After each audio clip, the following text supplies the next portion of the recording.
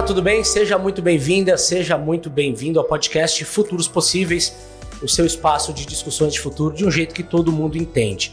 Eu sou Marcelo Gripa, cofundador da Futuros Possíveis, e este é um episódio pra lá de especial. Eu falo ao vivo de Recife, mais precisamente do festival Hack and Play, de onde nós vamos gravar o terceiro e último episódio da série especial sobre inteligência artificial generativa no mercado de trabalho. Essa série é uma realização da Futuros Possíveis em parceria com o César, o Centro de Estudos e Sistemas Avançados do Recife, que nos recebe hoje para essa gravação. No primeiro episódio da série, nós abordamos as questões existenciais do uso da IA generativa no trabalho, por exemplo, o plágio e uma possível perda da criatividade. Já no segundo episódio, nós trouxemos a perspectiva de uma grande corporação, no caso o Bradesco, que nos contou como o uso da tecnologia tem avançado por lá. Se você ainda não conferiu esses episódios, eu recomendo. E agora, chegou a hora da verdade. Afinal, IA generativa é hype ou revolução?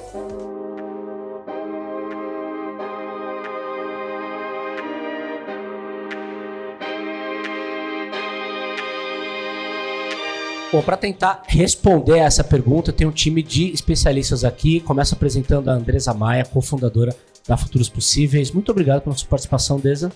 Prazer todo meu. E duas referências no tema, os nossos convidados do César, Fábio Maia, consultor de tecnologia. Fábio, muito obrigado pela participação. Eu que agradeço de estar aqui, gente. Bom dia. Espero que a conversa seja ótima. E Mabuse, consultor em design e professor. Muito obrigado pela participação, Mabuse. Eu que agradeço o convite. Bom dia para todo mundo. Será um ótimo encontro, tenho certeza. Com certeza. Eu já vou pegar carona aqui, Mabuse, com você, para indo direto ao ponto, depois estendendo a pergunta ao Fábio também. De que maneiras específicas, na visão de vocês, a inteligência artificial generativa já afetou as dinâmicas de trabalho? Eu acho importante, essa é uma ótima pergunta, mas é importante a gente fugir de uma resposta universal. Mas uma coisa que é importante a gente trazer é entender que, independente da resposta, a gente tem que fugir de dois extremos, que é uma visão completamente negativa da tecnologia e uma visão completamente positiva. A vida, no final das contas, acontece no meio disso tudo. O fato é esse. Então, por exemplo, uma das coisas que a gente presencia, um dos fenômenos que a gente presencia é o uso da IA, e é presenciado fortemente, nos assistentes de código, de produção de código, que são chamados de copilot. Isso a gente pode dizer que é um fenômeno que é visto. Eu vou dar um exemplo para quem ainda não está familiarizado com esse conceito do copilot. Por exemplo, o uso de um software para acompanhar uma reunião por você e fazer uma ata daquela reunião, enquanto você não precisa estar ali presente, desempenhando essa tarefa. Fábio, qual que é a sua visão sobre o assunto? Eu acho o seguinte, essa resposta, não existe uma resposta geral para isso, tá? Depende muito do domínio de aplicação, da indústria, né? daquele ramo da economia, depende muito da função da pessoa, né? Depende muito da profissão. O que eu conheço bem, obviamente, porque é a minha área de trabalho aqui dentro do César, por exemplo, na engenharia de software, né? No desenvolvimento de sistemas de software. E nesse campo eu posso dizer que já está começando a ter um impacto bastante significativo, né? Em outros campos, como, por exemplo, também atividades de economia criativa, como, por exemplo, produção gráfica, né? Ou até de escrita criativa, produção de vídeo também, de artes visuais, não é a minha especialidade, é a especialidade mais do Mabuse, mas você vê que está começando a ter um impacto também significativo, tá? Se você me perguntar o que é que diferencia, né, onde vai ter impacto e onde não vai, onde vai ter mais impacto, onde vai ter menos impacto, né? Tem eu acho que ainda existem diversas áreas, diversos domínios de aplicação, diversas indústrias onde o impacto, por enquanto, é bem reduzido, se não nenhum, tá? E eu acho que a grande diferença é o tipo de atividade, né? Então, por exemplo, aquelas atividades onde você tem... existem atividades onde existe uma resposta certa, né? para um problema que você está querendo resolver. Certa no sentido rigoroso, assim. Existe pouca margem ali. Se você desviar um pouquinho da resposta certa, ela não te serve mais, ela é completamente errada. E existem atividades, não, em que você... Né, não existe uma definição objetiva mesmo do que é correto, do que não é. Eu acho que isso aí faz toda a diferença para esse tipo de pergunta, né, para a resposta. E mesmo entre aquelas que têm a resposta certa, eu acho que tem mais um fator que faz uma grande diferença. Se o custo de você verificar que aquela resposta está certa ou errada, se ele for baixo, é uma coisa. Se você, para verificar que aquela resposta está certa ou não, você tem um custo muito alto, é outra coisa. Sim. Então, eu acho que essas atividades, né, para eu concluir só o meu raciocínio, que eu estou me alongando, eu acho que o que essas atividades têm em comum, essas que estão sendo impactadas mais fortemente, ou são atividades onde não existe uma resposta certa objetivamente, ou são, como, por exemplo, a produção de arte gráfica, esse tipo de coisa, ou são atividades onde existe uma resposta certa, mas você pode produzir várias respostas e rapidamente testar se ela está certa ou não. Com um baixo custo. É o caso de software. Certo? Então, você pega o código gerado e rapidamente você consegue verificar se aquele código está certo ou não. Diferente se você pedir para projetar um avião, certo? Sim, são aplicações muito diferentes, muito diversas. E não à toa, eu disse no começo desse episódio que é uma edição especial, porque o elemento da interatividade é muito importante. Né? Tanto que a Angélica Mari, cofundadora da Futuros Possíveis, está aqui ao nosso lado assistindo a nossa conversa e vai trazer um pouco da temperatura do público que está acompanhando aqui em loco, presencialmente. Não tem nada de tecnologia, tá? As pessoas estão aqui para enriquecer a nossa conversa. Angélica, seja muito bem-vinda. Muito obrigada, Marcelo. É um prazer estar aqui no César, aqui participando dessa conversa que, como você disse, requer diversos pontos de vista, né? Porque, afinal, a IA generativa está impactando os trabalhos de todos nós, né?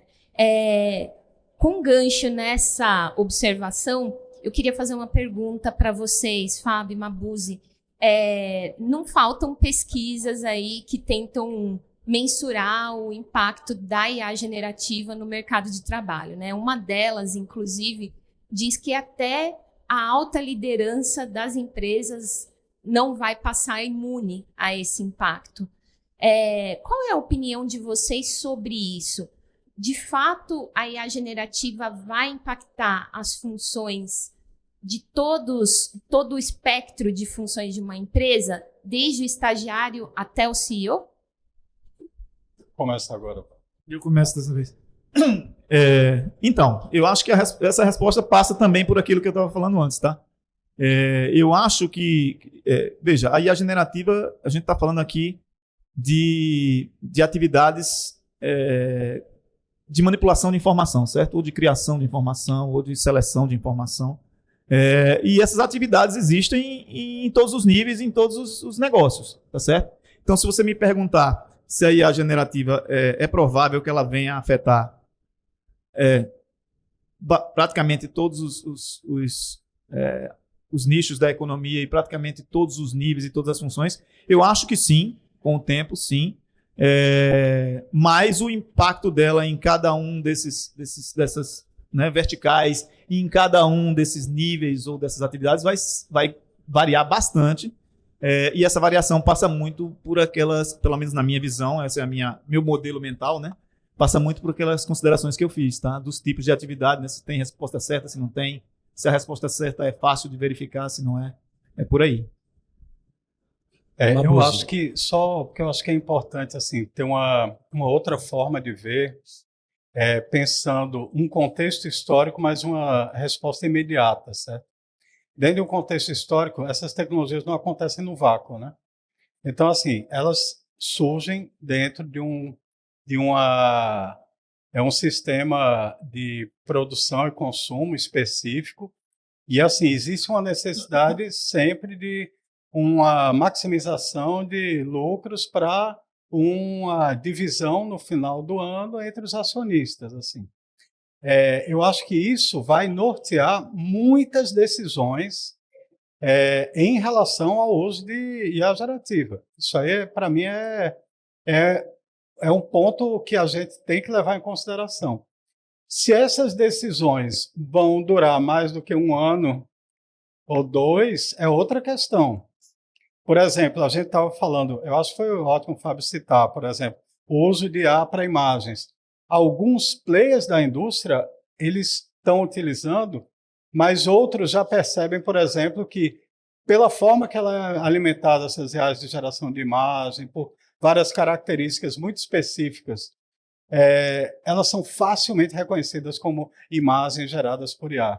Ano que vem, provavelmente, a gente vai falar que existe um estilo de imagem, que é a imagem de IA, como a gente já fala em imagem do Midjourney, que é a cara do Midjourney. Assim. Então, várias indústrias que usam imagem não vão usar mais aquilo ali. É possível que tenha empresas que vão abandonar o cargo de CEO para utilizar IA junto de algum tipo de gestão. É possível. Isso vai aumentar em algum nível essa divisão dos lucros para os acionistas, com toda certeza vai. Mas o quanto isso vai funcionar e para quantas empresas, tudo mais.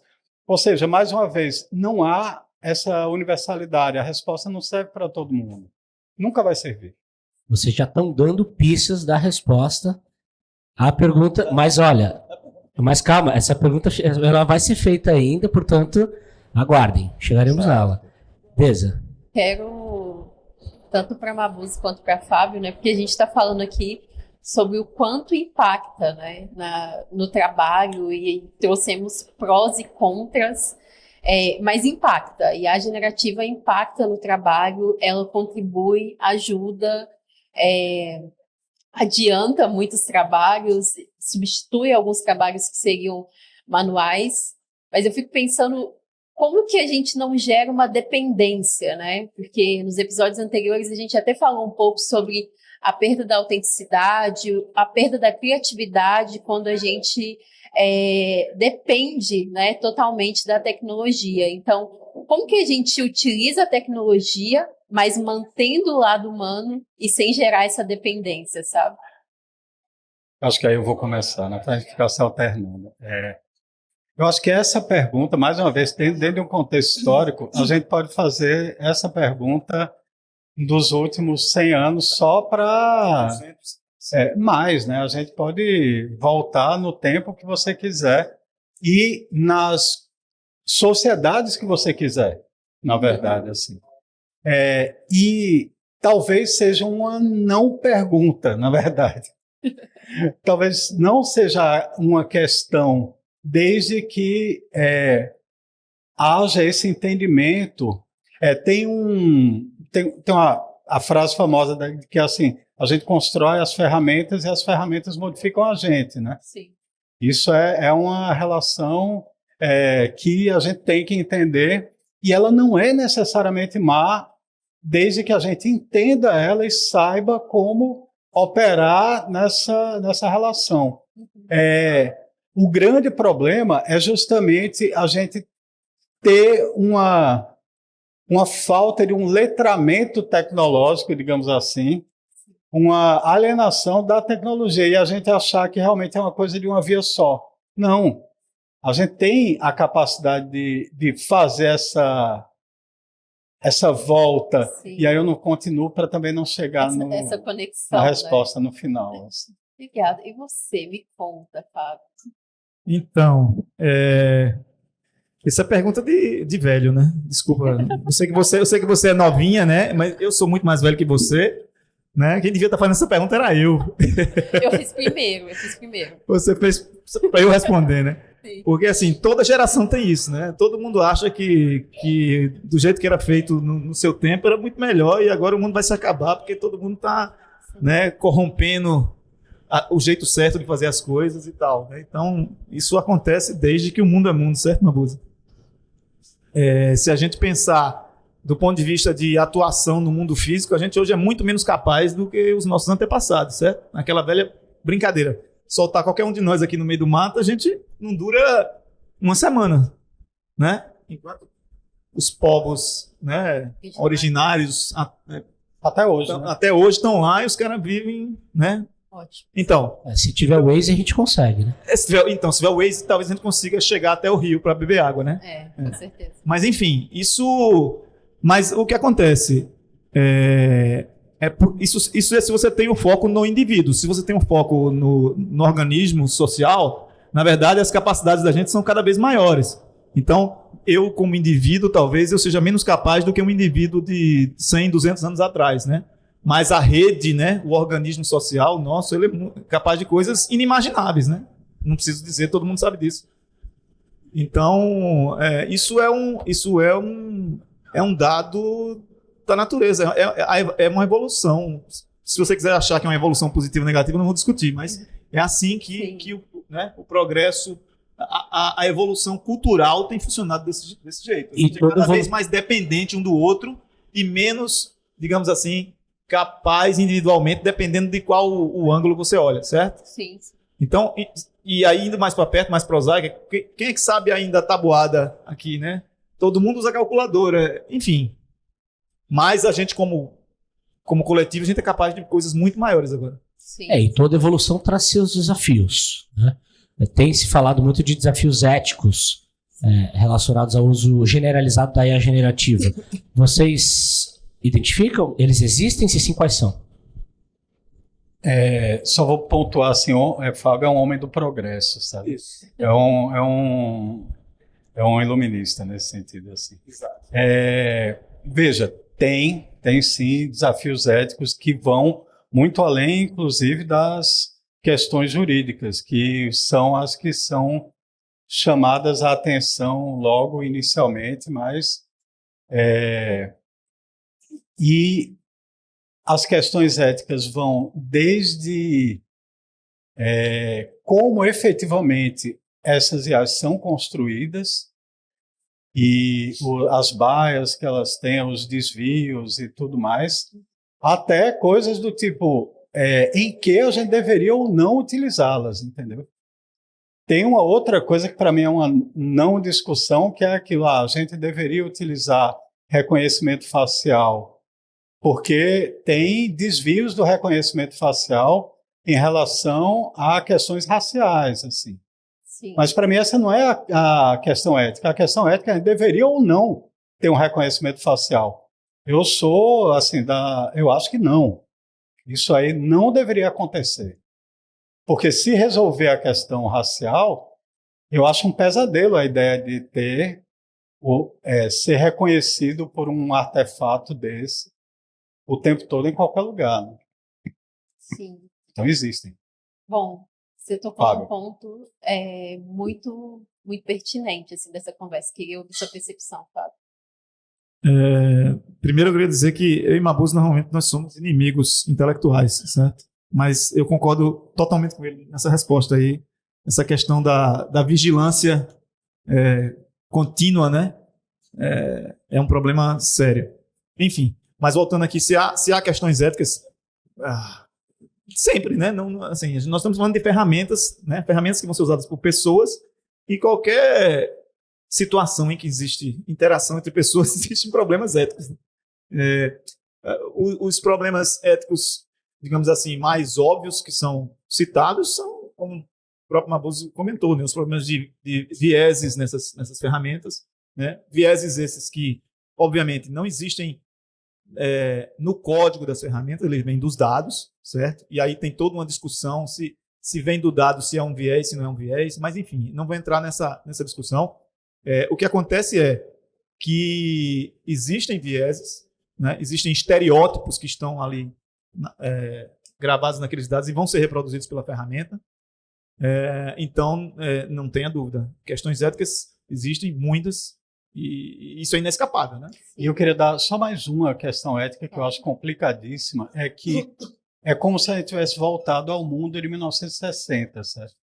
Você tem um monopólio de praticamente uma empresa que define, a partir do momento que todo mundo está usando, é pior do que o mundo de 1960. Certo?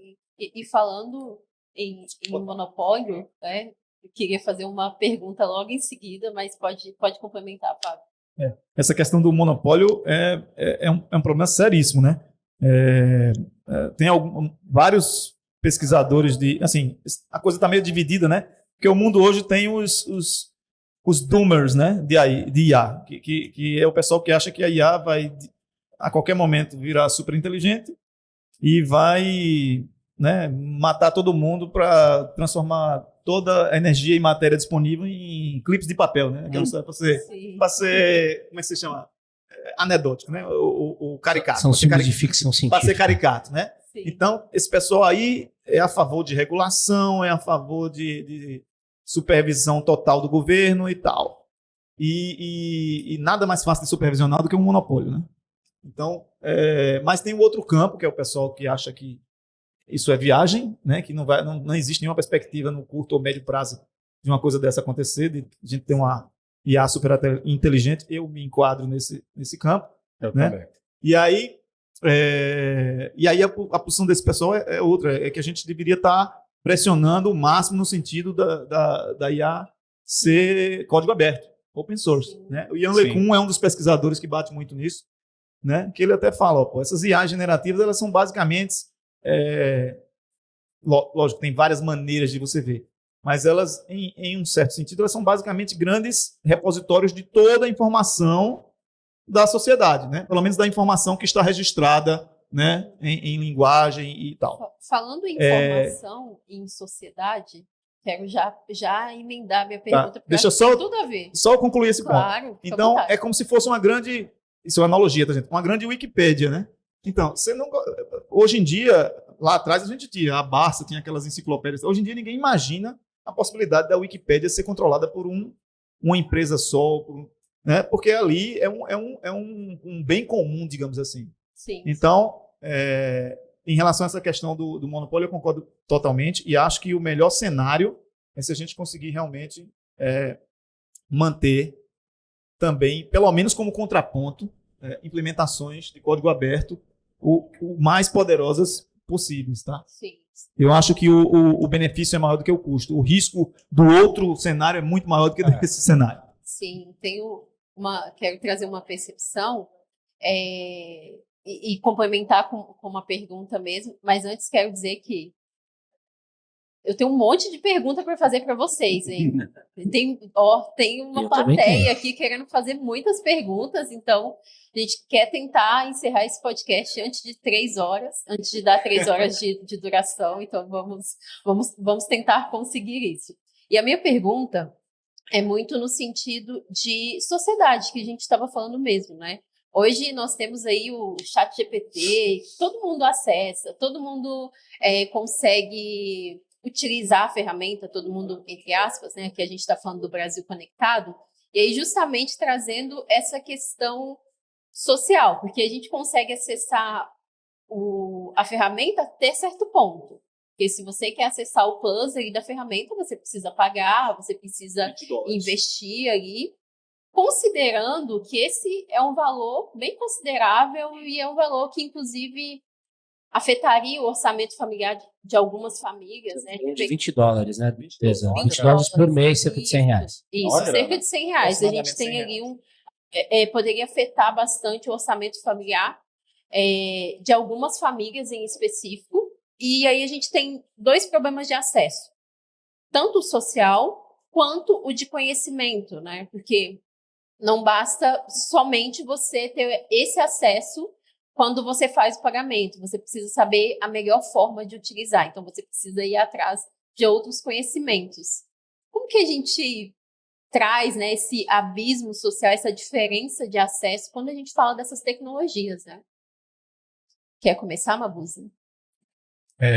Tem uma característica específica dessas bibliotecas, grandes bibliotecas de modelos de linguagem, que é essa interface a partir do texto, né, a partir da escrita. Tem designers mesmo que consideram que há 60 anos não tinha um novo modelo de interface. E a interface escrita é um modelo que foi um dos grandes negócios do ChatGPT. Foi um negócio que é uma das grandes razões de sucesso, além da construção do modelo mesmo de toda a pesquisa de IA até hoje. Assim. E tem um desafio muito grande aí, que é você tem que saber escrever, saber concatenar muito bem as ideias. Então, isso é um problema, inclusive, quando você vê... e aí, minha gente, é um fato, você vê o tipo de formação universitária que é dado, formação de vida mesmo, até passando até a universidade, em que você sucateia, principalmente a formação de humanas, e assim, tem uma hipervalorização de uma linguagem mais economicista e matematizável, que não privilegia uma construção mesmo mais adequada para uma boa pergunta. Sim, sim. Que no final das contas, independente de toda a discussão que a gente está tendo sobre o acesso técnico, porque a gente pode começar aí dizendo o seguinte: a gente não tem acesso, boa parte da população não tem acesso a esgoto e moradia. Pronto. Então, voltando, esquece o acesso técnico, mas tendo acesso, é difícil formular uma boa pergunta. Sim, sim. E tem um ponto que a gente trouxe aqui também, que é dos extremos, né? Então, a gente, nesse momento, está falando do acesso, mas também ferramentas de IA generativa contribuem para o maior conhecimento. Então, posso citar aqui, por exemplo, o Translator, que Sim. é uma ferramenta que me ajuda muito a consumir textos em outro idioma quando Sim. eu não domino aquele idioma. Então, a gente, novamente, né, traz o aspecto que vocês citaram dos extremos, né, que a gente não pode ir pelos extremos. E Exatamente. você, Fábio, me conta, o que você pensa Contradição é o sinônimo da existência, né? A vida é uma contradição, né? Ambulante. Então, Mabuse já endereçou a parte mais da questão da dificuldade de acesso do ponto de vista da capacitação da pessoa, né, para usar bem a ferramenta. Então, eu vou para outro lado da questão, que é a questão do, digamos assim, do custo propriamente dito, que é o acesso que Mabuse chamou de técnico, né? Então, hoje, a ferramenta mais usada, né, custa aí, como a gente está falando, $20, que dá uns R$100, que é um valor por mês considerável para muita gente, né? Primeiro, é importante a gente saber o seguinte: esses $20 não pagam os custos ela ainda assim roda no vermelho, tá? Isso é um ponto interessante. Não paga os custos lá da empresa que está disponibilizando. E isso tem um gancho legal, mas isso tem um gancho legal com a discussão anterior dos monopólios. Isso. Certo? Então, passa muito por aí. É por isso que essa questão do open source também eu acho que é duplamente importante. A gente precisa ter concorrência. Se a gente tiver concorrência, o padrão a gente já conhece. Começa caro, depois vai começar a baratear, vão ter ganhos de produtividade dentro dos próprios serviços, os custos vão cair e a coisa se massifica, né? Essa digamos assim, a regra geral do capitalismo. Para isso, você precisa que haja concorrência, porque também se não tiver concorrência, o cara não vai baixar o preço só porque ele é bonzinho, ok? Então, essas coisas estão muito ligadas. Então, por isso que eu acho que é importante essa discussão aí dos monopólios, da regulação e da questão do código aberto. Tá? Legal. Eu vou pegar o gancho aqui dessa discussão para trazer um aspecto de design e especificamente endereçado a Mabuse. Eu estava antes aqui do começo do nosso debate falando com uma porção de designers, né? E em torno desse debate sobre a generativa, especialistas falam muito que trata-se de uma revolução de design, né? E se até pincelou nisso, né, Mabuse? Falando aí da acessibilidade, né? A IA generativa está na ponta dos dedos de muita gente. E aí eu aproveito para te perguntar, estamos mesmo diante de uma revolução de design? E o que você vislumbra a partir daqui? Eu uso com muita cautela a revolução, sabe? Porque eu acho que quem usa o termo revolução assim, acaba sendo uma pessoa muito romântica, sabe? E eu sou muito nesse ponto de vista, como pesquisador, eu sou muito trabalhador da ciência.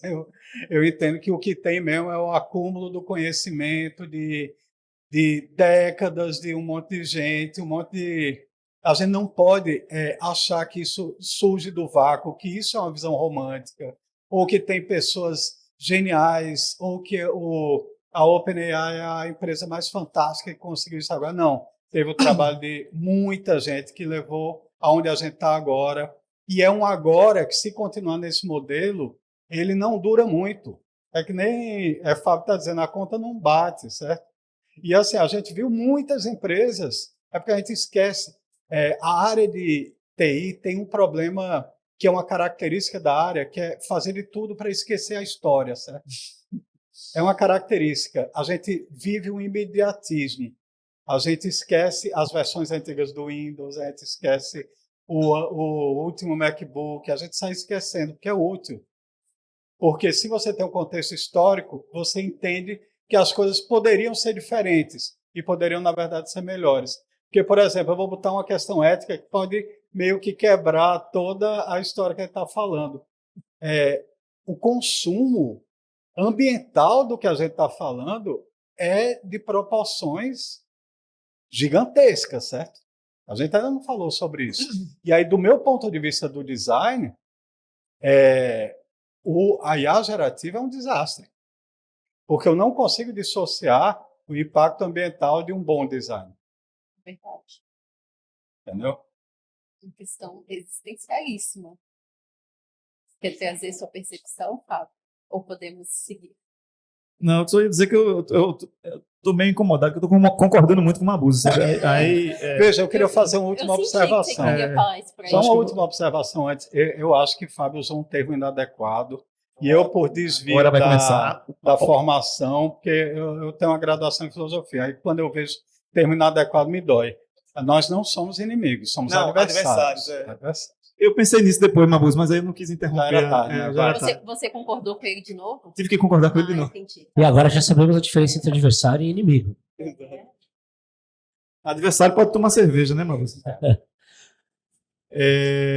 Então, eu acho uma coisa interessante, que eu não sou... Design não é a minha área, tá certo? Não design, digamos assim, a disciplina do design e tal, né? Minha área... Lógico que eu faço design. Concebe, né? Lógico que eu executo design, mesmo que não necessariamente eu siga todos os métodos, né, os formalismos, etc e tal. Sim. Mas, e vocês todos fazem também, certo?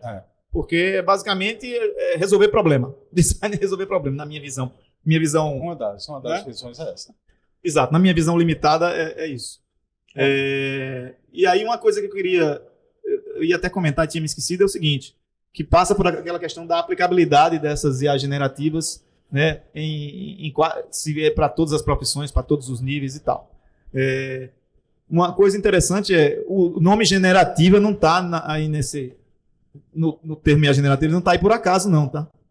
Porque o que essas IA generativas fazem, elas como se fossem um grande pool de informação, de conhecimento, e ela gera várias variações aí, né, de conexões entre esses conhecimentos, né? Trilhas, digamos assim. Então, mesmo naquelas atividades que são atividades eminentemente de manipulação de informação, de criação de informação ou de manipulação de informação, mesmo nessas atividades, como é o caso da engenharia de software, por exemplo, ela não vai entrar em todo o ciclo da atividade.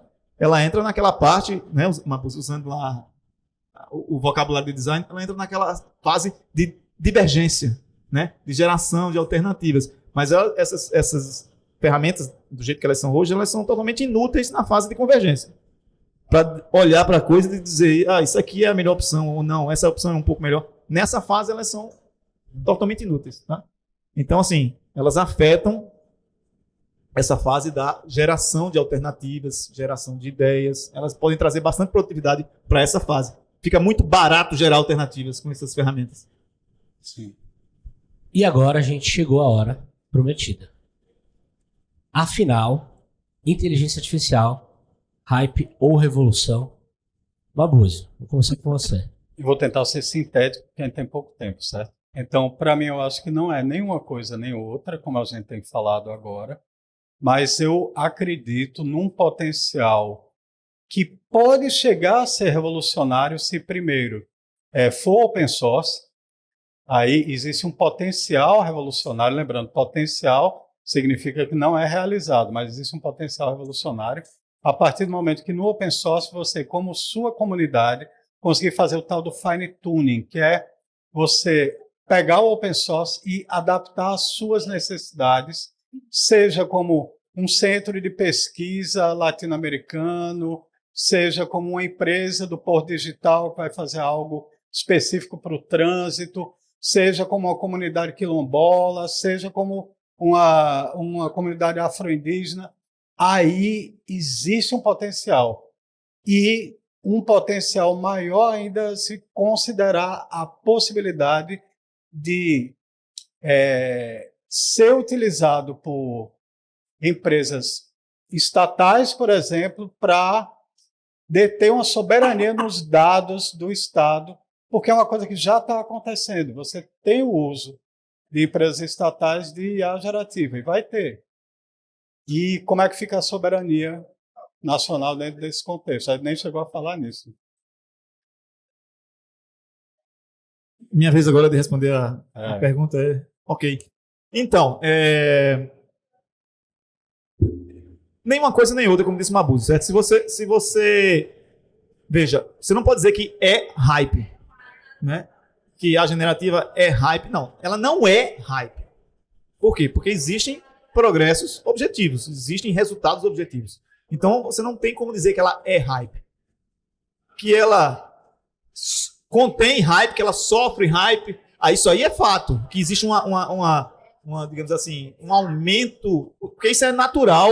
Todo mundo conhece lá aquele ciclo, né, do Gartner, né?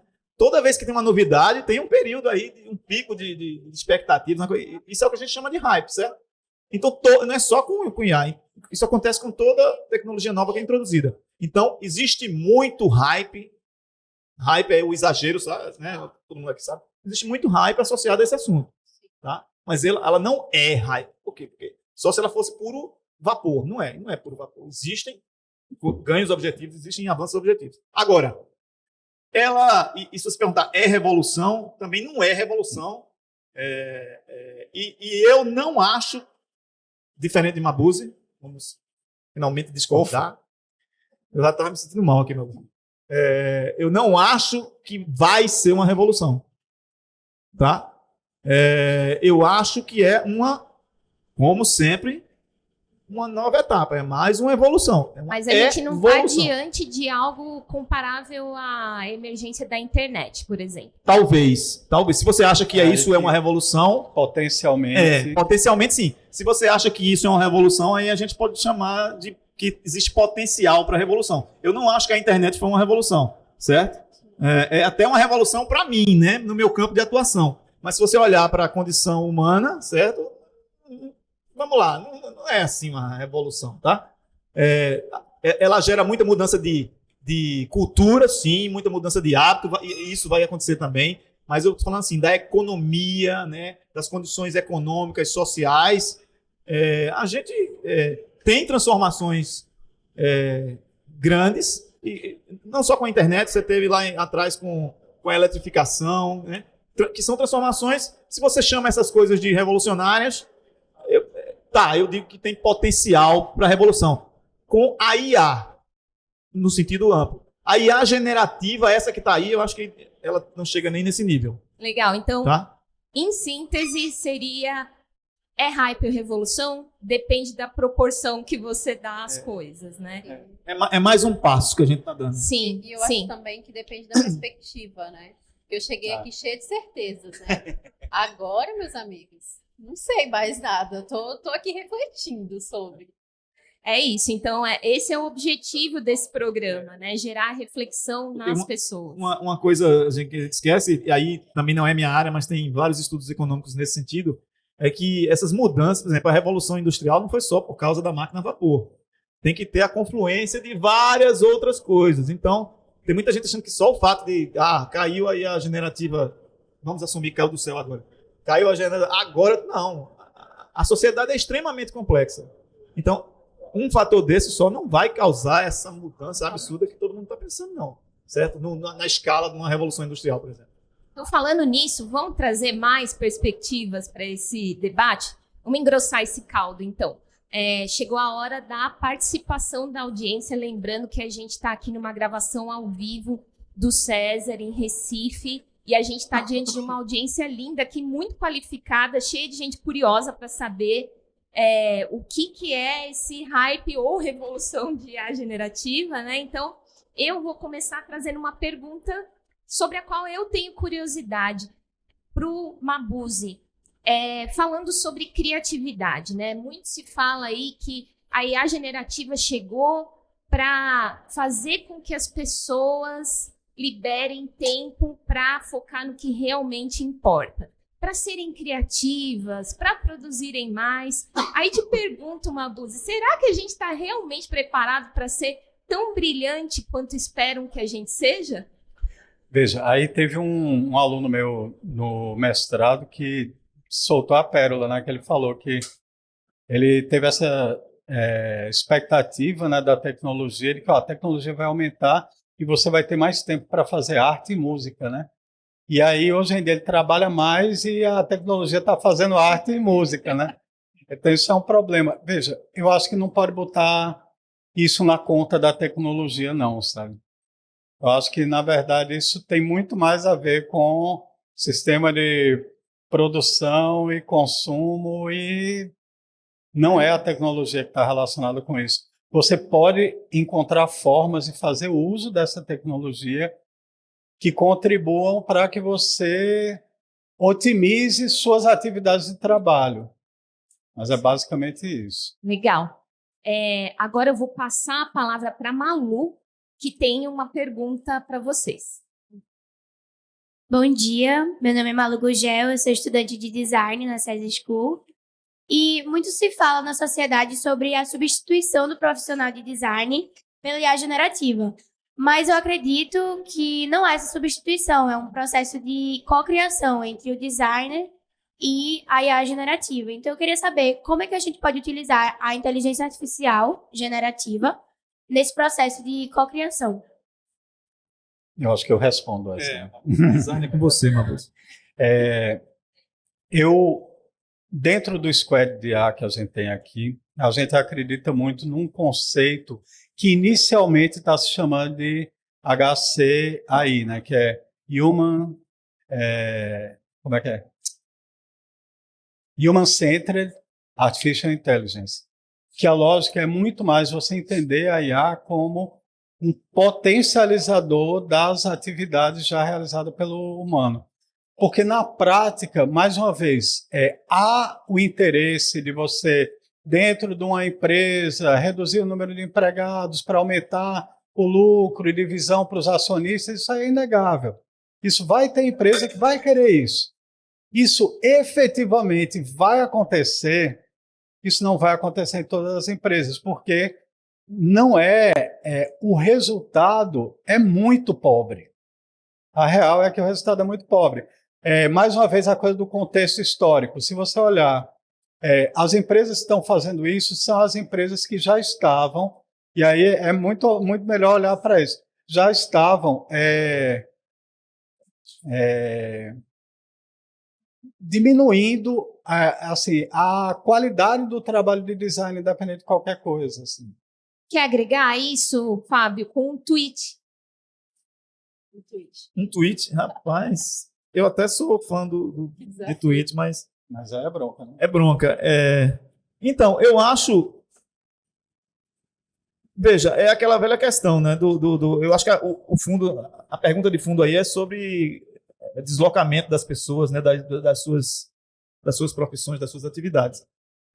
Veja, se a gente olhar historicamente, aquela história, cria emprego ou destrói emprego. Não, normalmente... destrói alguns empregos, cria outros e, historicamente, o saldo tem sido positivo. Agora, essas coisas não acontecem assim do dia para a noite. Tem um período de transição, e quando tem período de transição, às vezes é uma década, 2 décadas, 3 décadas, não sei. É difícil prever. Tem um período de transição onde determinadas pessoas vão sofrer, vão ser deslocadas das suas atividades. Isso pode acontecer. Tá?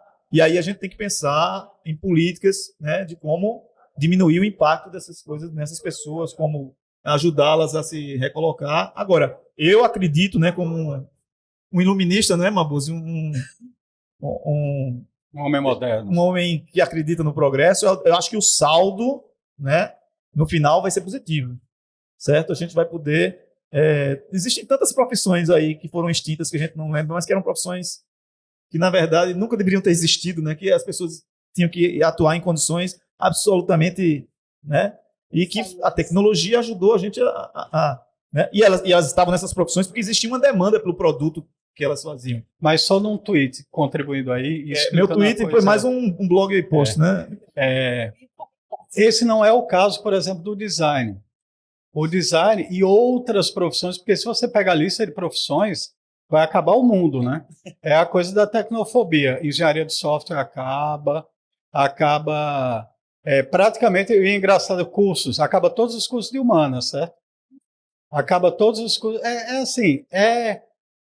um exagero que não vai resistir a 2 anos do que está acontecendo com o IA. Legal.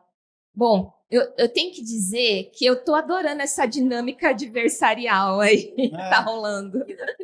Gente, eu tenho mais uma pessoa finalmente, né? Na fila para perguntar aqui, a Juliana. Manda, Juliana. Bom dia, meu nome é Juliana Andrade, eu faço design aqui na César School. Eu queria saber em relação à discussão de direitos autorais e propriedade intelectual. Quando uma obra é gerada pela IA, quem é o autor legítimo dela? É a IA, a empresa ou é o usuário que deu o prompt? E vocês falaram de viés. Quando essa obra ela reflete um preconceito, quem é que vai responder por isso também? Pergunta. Rapaz, essas perguntas aí eu vou empurrar para Mabuse, né? Que Mabuse é o cara aqui das humanas, certo? Tá. Mas esse tipo de questão, ele também não é a primeira vez que nós nos deparamos com esse tipo de questão com a introdução de uma tecnologia nova, certo? Inclusive, essa questão da propriedade intelectual, na época da introdução da...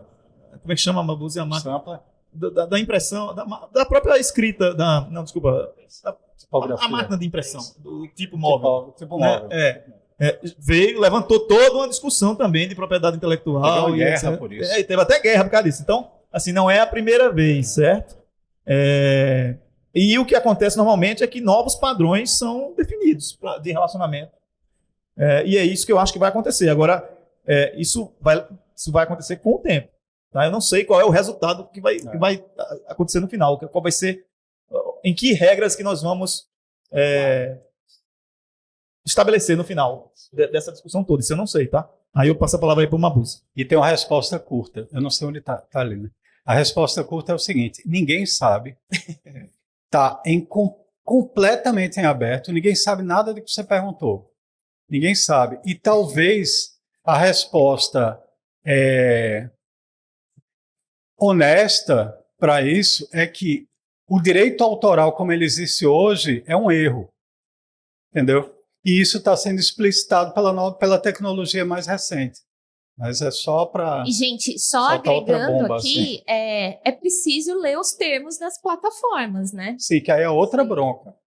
É outra coisa. Exato. Né? Eu não conheço ninguém que lê os termos. Se você ler, você não usa nada. Não tem gente que lê bula de remédio. Não dá tempo. Não dá nem tempo de ler. Tem um artigo, eu esqueço agora, que o cara fez uma estimativa se ele fosse ler os termos e todas as coisas que ele usa.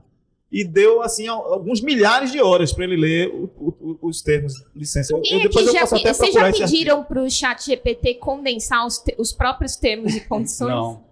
Acho que é um bom exercício, mas, né, gente? Mas fazer um comentário rápido. Lá no Squad de IA, né, que a gente está construindo um agentezinho usando uma IA chamada Maritaka, que é brasileira, que tem no modelo dela a legislação brasileira, tudo mais, para poder ler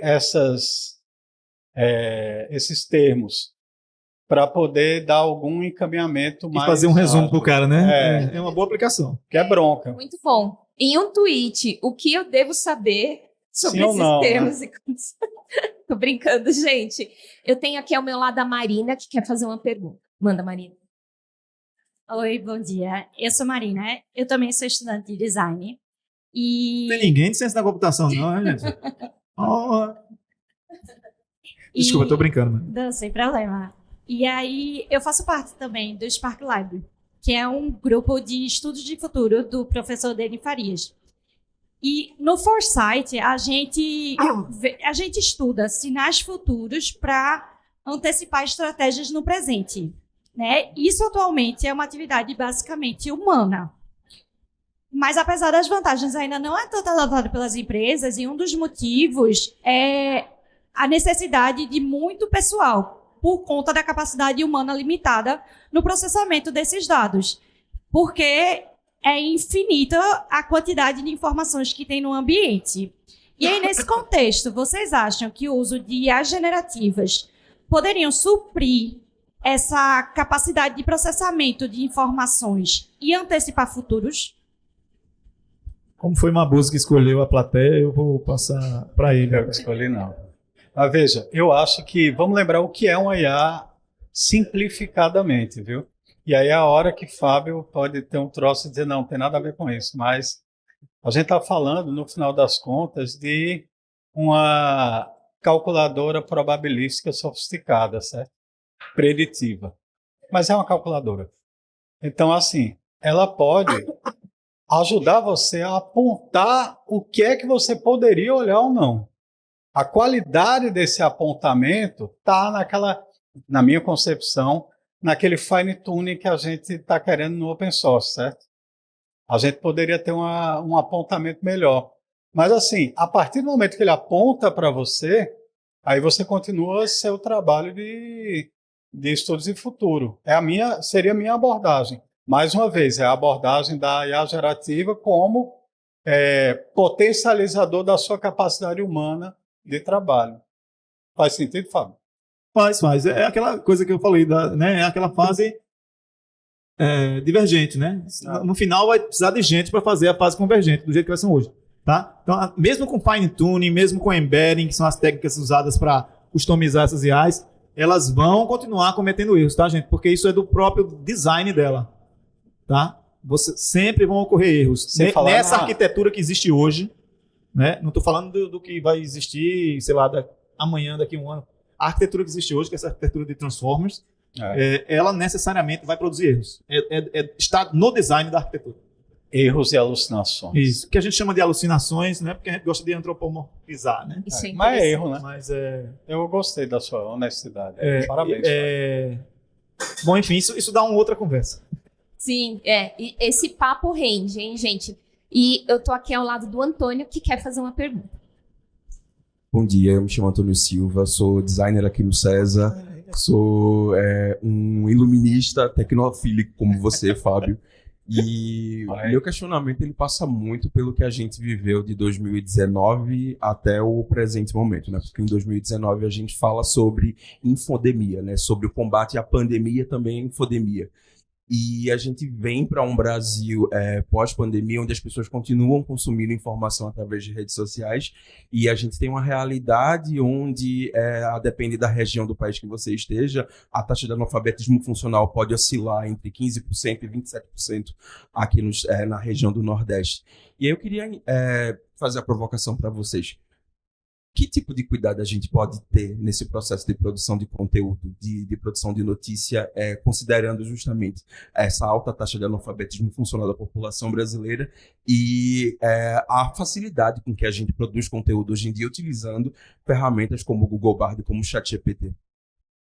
Rapaz, essa pergunta é lapada. É polêmica. Essa é bastante polêmica, começa, certo? Fábio, começa. Eu vou dar a minha visão da coisa, certo? Eu acho que a gente não tem, eu já falei isso, acho que em outro podcast aqui, a gente não tem solução, assim, nenhuma solução é final em nenhum campo de atuação da gente, certo? A gente sempre pode melhorar. Isso é um preceito do iluminismo, certo? Diferente dos revolucionários que têm uma utopia na cabeça, a gente sabe que a gente não tem a menor ideia do que é o melhor. A gente sempre tenta fazer pequenas melhorias e progredir. Então, eu acho que não tem muita escapatória da melhoria da educação das pessoas realmente, tá? Eu não sou muito favorável, e não sei qual é a posição de Mabuse em relação a isso, mas eu não sou muito favorável a soluções de correção, não, sabe? De ter órgãos designados para decidir o que é fato, o que é ficção, o que é news, o que é fake news, né? Basta, principalmente num cenário polarizado politicamente, né? Você vê aí, eu tô cansado de ver gente que levanta a bandeira de combate a fake news espalhando fake news. Isso aí já é o que mais tem. Enfim, Então, só para fechar, eu acho não é fácil, mas eu não vejo saída real que não seja por uma melhoria do padrão de pensamento crítico das pessoas mesmo, por educação e tal. Tá? Mas você acredita que é possível gerar essa mudança mesmo em pessoas que estão em contextos com tantas barreiras para fazer isso acontecer por si próprias? A gente tem que acreditar nisso, né? Se a gente tem que parar de acreditar nisso, não tem mais nada para a gente fazer, certo? A gente tem que acreditar que pode melhorar, né? O que eu acho é que se você pegar... Tem riscos em qualquer uma das abordagens, obviamente. Tem riscos na abordagem, como eu falei, de ter a coerção e de ter órgãos, né, reguladores que decidam. E tem risco, obviamente, como a gente está vendo, é óbvio, na abordagem de você não ter, né? A minha visão, e essa é uma visão pessoal, é que os riscos são muito maiores na abordagem centralizada, digamos assim. Certo. Quer dar um pitaco sobre isso, Mabuse? Eu, na verdade, acredito numa descentralização até maior e mais... Mabuse, você Não, é uma descentralização tá maior. concordando comigo de novo, Mabuse. Mas, assim, justamente por um acesso às tecnologias, justamente aquilo que eu falei das comunidades excluídas até hoje e tudo, elas terem essa capacidade de construção desses conhecimentos. Em alguma medida tem necessidade, sim, eu acho que é inevitável, de algum tipo de centralização de decisões, assim, porque em alguma medida governo, iniciativa privada, sociedade organizada tem que estar junto nisso. Eu acho que tem que ter, de alguma forma, porque tem coisas que não fazem parte da ação da sociedade ou da iniciativa privada. Mas eu também acredito, não num progresso linear, mas nessa coisa cíclica de um entendimento do que se passou e uma tentativa de mudança no próximo momento. É uma construção contínua, né? Assim total. caminha a humanidade. Eu tenho aqui ao E meu alguns lado... retrocessos também, de vez em quando. Isso faz Sim. parte. Que é parte. Com certeza. Obviamente não é uma linha reta. Não é. Com certeza. Tem aqui ao meu lado o Vladimir, que quer fazer uma pergunta. Bom dia, pessoal. Quase boa tarde, né? Para Fábio, veja, eu sou designer, sou estudante de designer, né? Mas calma, que eu também faço doutorado aqui no César, né? Sou aluno em engenharia de software. Olha aí. E agora, pelo menos, eu acho que uma forma de contemplar também esse universo. E a pergunta para os dois mesmo, assim. E é uma pergunta, eu acho que dentro do viés acadêmico, né?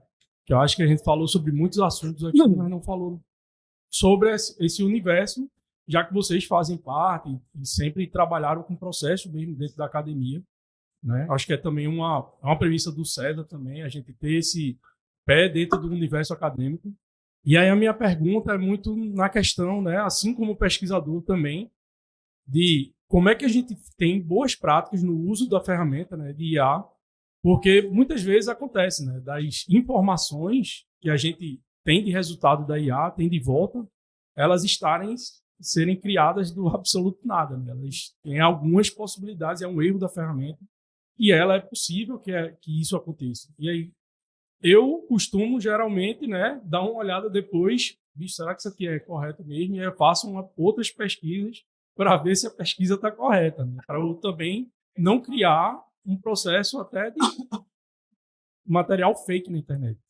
E aí eu quero saber, assim, vocês como pesquisadores, como é que vocês criam algumas boas práticas, né? Tanto na área de design como na área de engenharia. Vai lá, Fábio. Começa tudo. Na área de engenharia, aquilo que eu falei. Você fala no uso na engenharia de software, né? Então, é aquilo que eu falei lá no início, tá? Engenharia de software, né? Ou programação, se você preferir. Talvez programação seja mais... Porque engenharia de software é mais do que programação, né? Então, a atividade de engenharia... Eu diria que a atividade que pode ser muito beneficiada é a atividade de programação, tá? Porque isso é um pedaço da engenharia de software. Quem aqui é da área sabe, engenharia de software tem toda a parte de entendimento das necessidades, né?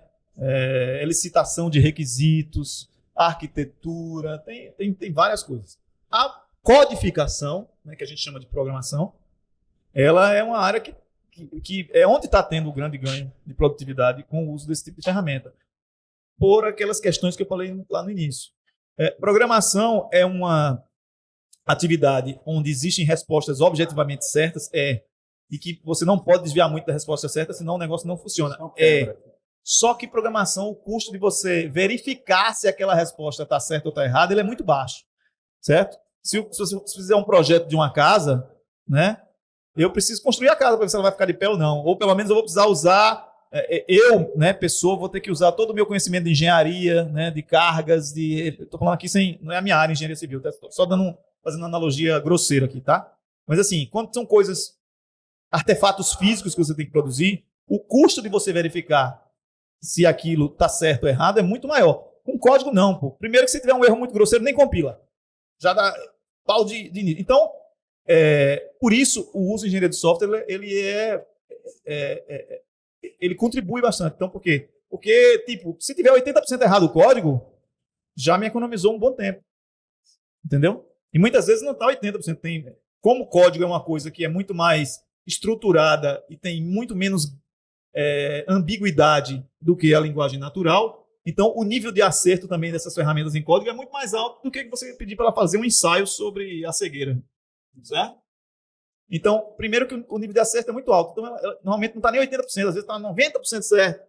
Então, aquilo ali, tu vai com o teu conhecimento e também testando, você vai, tá errado. Aí você vai, aquele tempo que você leva para aqueles ajustes é menor do que o tempo total que você levaria para fazer do zero. Então, assim, em codificação, em programação, eu diria que é isso. Você não pode... Eu disse isso em outra conversa também. Eu acho que é uma arma poderosa na mão de quem tem experiência e conhecimento na área de programação. Ela pode ser uma ferramenta quase que perigosa na mão de pessoas inexperientes, certo? Por quê? Porque você precisa dessa segunda etapa, que é onde você vai avaliar aquilo. Lógico que eu não estou falando aqui para produzir códigos triviais. Não, gere o código faça o código aí para gerar sequência de Fibonacci, que é aqueles, né, um exemplinho de universidade, de fazer. Mas eu estou falando aqui quando você vai desenvolver sistemas realmente complexos, não triviais. Aí, se você usar esse tipo de ferramenta achando que ela vai fazer o trabalho todo para você e você não tem conhecimento para avaliar, nem experiência para avaliar o produto dela, aí você certamente vai fazer bobagem. Né? Quer adicionar seus 2 centavos aí, Sumabuse, antes da gente fechar? Sim, como trabalhador da ciência, né? O pesquisador mesmo eu uso, que é o que eu uso mais. Eu não uso em design. Não sei exatamente por quê, mas eu uso muito para carregar vários artigos que eu tenho para ler e praticamente eu uso como uma busca de melhor qualidade para dialogar com esses artigos e encontrar o que é que eu quero dentro desses artigos que me interessa ler depois. Basicamente isso, cara. A parte de criação de texto, tudo, nem uso porque não vale a pena. Uau! Quantas perguntas boas, quantas respostas boas. E estamos, então, infelizmente, chegando ao final desse nosso episódio, que foi, né, resgatando para vocês que estão nos assistindo, o terceiro e último episódio da nossa série especial sobre inteligência artificial generativa no mercado de trabalho, né, uma iniciativa da Futuros Possíveis em parceria com o César, que nos recebeu hoje aqui diante de uma audiência incrível, que participou ativamente, instigou, inclusive, os nossos convidados. E aí eu tenho certeza que trouxemos perspectivas múltiplas e qualificadas para o tema. Então eu gostaria de agradecer imensamente as participações dos nossos convidados, Mabuse e Fábio Maia. Gostaria de agradecer a participação da Andresa Maia, da Angélica Mari, que são cofundadoras da Futuros Possíveis, e evidentemente a nossa plateia incrível, né, que participou conosco, e claro, vocês que estão nos assistindo, que também são o nosso motivo de estar aqui. Lembrando que para você acompanhar os outros 2 episódios da série, né, sobre questões existenciais do uso da IA generativa no trabalho e também a perspectiva do Bradesco, né, nessa história toda, como a empresa usa e avança com o tema, é só você conferir no nosso canal do YouTube, Futuros Possíveis, ou no nosso Instagram, @osfuturospossíveis. Muito obrigado pela companhia, ficamos por aqui, até a próxima.